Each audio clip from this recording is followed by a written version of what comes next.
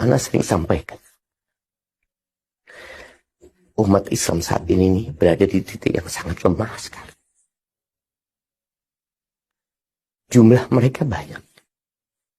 2 miliar jumlah. Saudara kita di Gaza, dibantai. Kita nggak bisa keluar. Kita ribut dengan perkara-perkara yang seharusnya tidak kita ribut. Kalaupun ada perkara-perkara ilmiah yang harus didiskusikan, bisa didiskusikan. Sedangkan kita ketika ceramah, ya, ketika Anda menyampaikan ceramah, tujuannya mengajak orang kembali kepada agamanya. Apa tujuan lain? Gak ada sebenarnya. Dan harapan kita memang kita bareng-bareng nih. Bersama semua ormas yang ada, bersama semua yayasan yang ada, semua ustadz yang ada. Bagaimana mengajak umat itu kembali kepada agamanya. Tapi ketika umpamanya ceramah nggak bisa, sedangkan kita tujuannya tadi mengajak umat itu kembali kepada agama Allah, ya ada kesedihan kita. Tapi ya, mau gimana lagi, kadang-kala persaudaraan tadi anak harap lebih penting ya. Daripada kita harus ribut, apalagi kalau terjadi baku hantam di antara saudaranya. Siapa yang ketawa? Siapa yang gembira gitu? Kita dalam posisi yang seharusnya ya bergandengan tangan dalam perbedaan yang ada. Selama perbedaan itu bisa ditoleransi ya. Tapi bukan berarti kita tidak saling mengingatkan. Insya Allah kita bisa mengajak umat bareng-bareng menuju kepada Allah saja, menuju kepada agamanya. Ini loh agama yang Nabi SAW dulu sampaikan. Kita akan hina.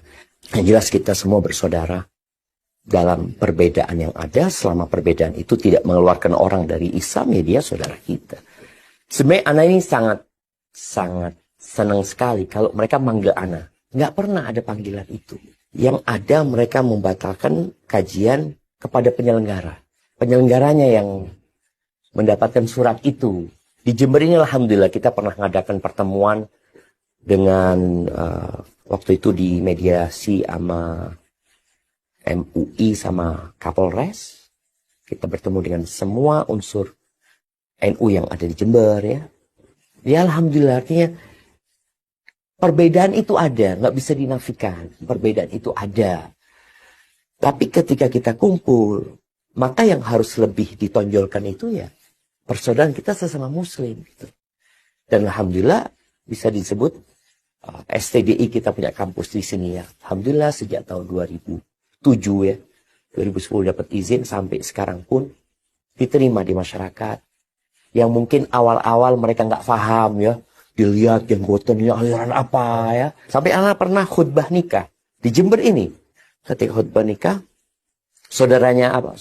Sahabatnya ayah ngomong dia sama ayah anak, Pris, kata dia. Tadi orang-orang ketika ngelihat anak yang diceramah, lu ini teroris tekondi. Jadi ada yang memframing ke sana sehingga orang yang nggak paham kan jadi benci. Tapi karena dianggap dia itu memiliki pemahaman yang menyimpang, dikatakan kalau sholat masjidnya dicuci, ada isu-isu yang beredar yang sebenarnya tidak benar gitu loh. Ketika dikonfirmasi, ya sebenarnya nggak ada masalah. Jadi sebenarnya kembali kepada apa sih definisi dari radikal, teroris, umpamanya. Kalau HTI mungkin jelas ya. Sebuah ormas yang mungkin di Indonesia sudah dilarang. Yang jelas anak tidak ada hubungan apa-apa dengan HTI. Kalau bicara radikal dan teroris, mungkin gara-gara framing yang diberikan kepada jenggot dan cingkrang. Dan ketika Anda membaca, kenapa orang jadi radikal? Ini analisa dari orang-orang barat. Salah satunya itu karena belajar agama terlalu dalam. Akhirnya orang jadi takut belajar agama. Karena takut jadi radikal. Padahal yang jadi radikal dan teroris itu biasanya yang belajar agama sepotong-potong.